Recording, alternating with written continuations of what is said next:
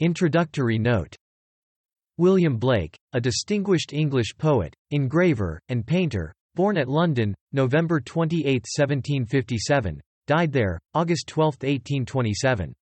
He was the son of a hosier, but, manifesting an invincible tendency toward art, he was apprenticed to an engraver, and devoted all his spare hours to drawing, receiving occasional instruction from Flaxman and Fuseli.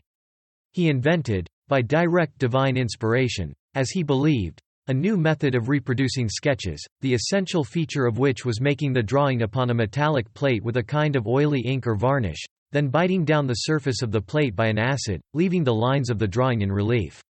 These plates were prepared by himself, printed off, and often tinted in colors by him and by his wife. The sale of these works was his main source of livelihood, and they sufficed for all his modest requirements.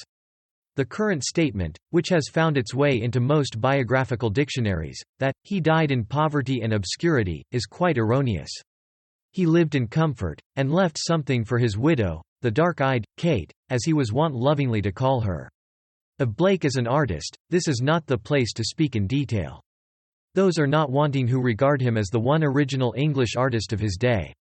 Some have gone so far as to style him the greatest English poet of his time. Thus, Charles Lamb designates him as one of the most extraordinary persons of the age, and Mr. Algernon Charles Swinburne avers that he was the single Englishman of supreme and poetic genius of his time.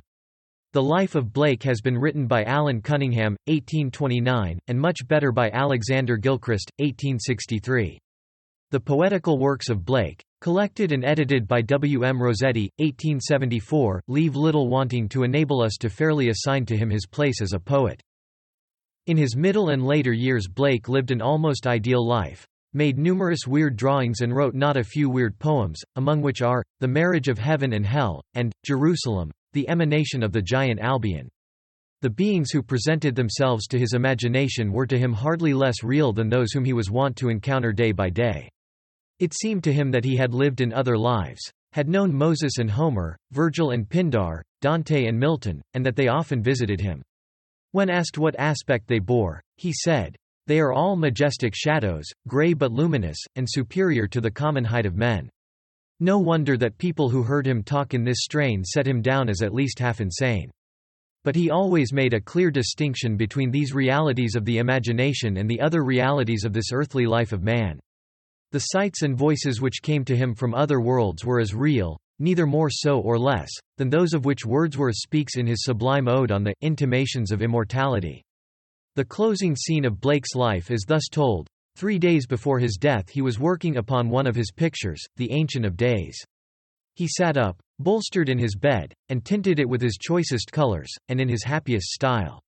He touched and retouched it, held it at arm's length, and then threw it from him, exclaiming, "There, that will do. I cannot mend it."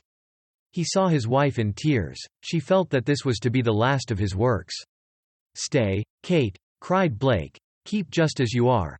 I will draw your portrait, for you have ever been an angel to me." She obeyed, and the dying artist, 70 years old, made it a fine likeness.